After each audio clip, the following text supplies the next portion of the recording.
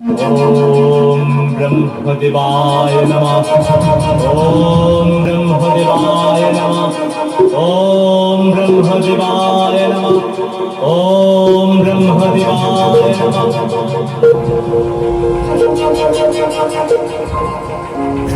হে অসুরপতি, কেন তোমার এই একাগ্র আরাধনা? কি চাও তুমি?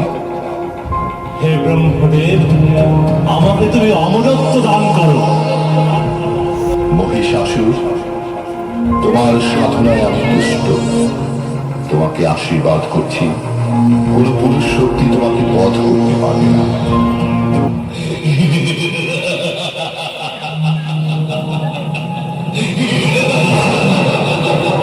ব্রহ্মার অমর বর লাভ করে আত্ম অহমিকায় উদ্ভ্রান্ত হলেন মহিষাসুর।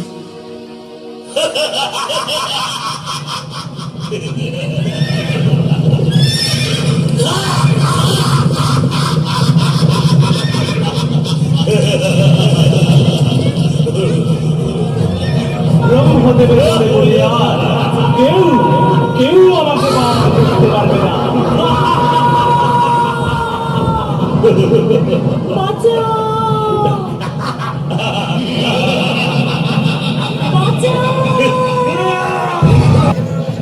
মহিষাসুর পরম ব্রহ্মের কৃপা লাভের পর চরম অহংকারী হয়ে উঠলেন এবং মহাদেবীকে যুদ্ধের আহ্বান করলেন।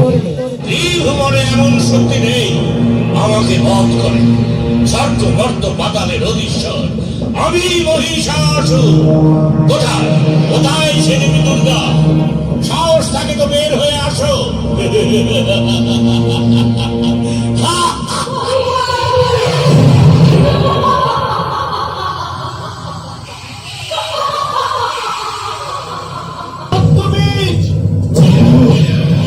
তুমি প্রতিটি আঘাত নিজের শরীরে নেবে।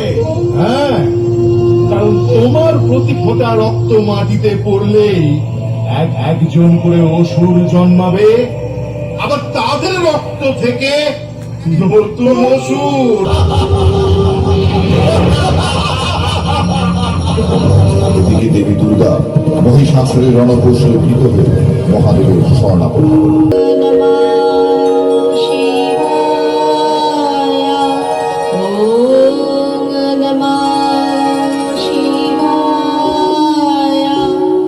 কিসেতু আপনার এই অস্থিরতা?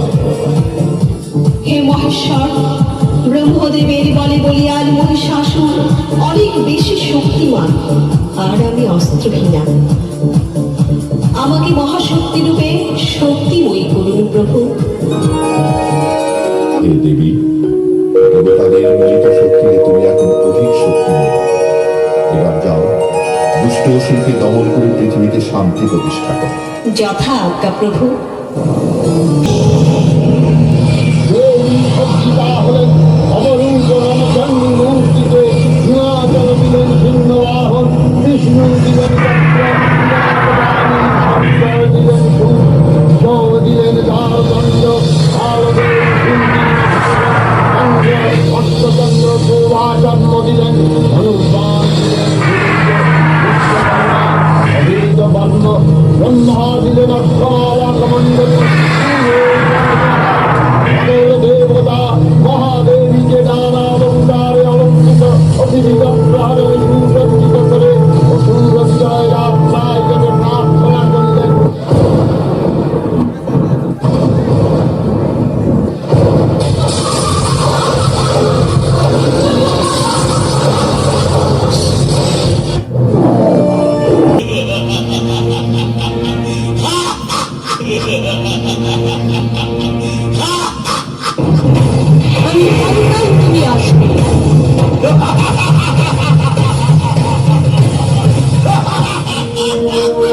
মহিষাসুর, মুহূর্তে চূর্ণ করব তোর ত্রিভুবন জয়ের আস্ফালন।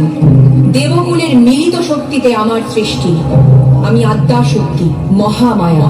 এখনো সময় আছে, বৃথা আস্ফালন বৃথা দম্ভ পরিত্যাগ করে শুভবোধে নতুন জীবন আবাহন করো।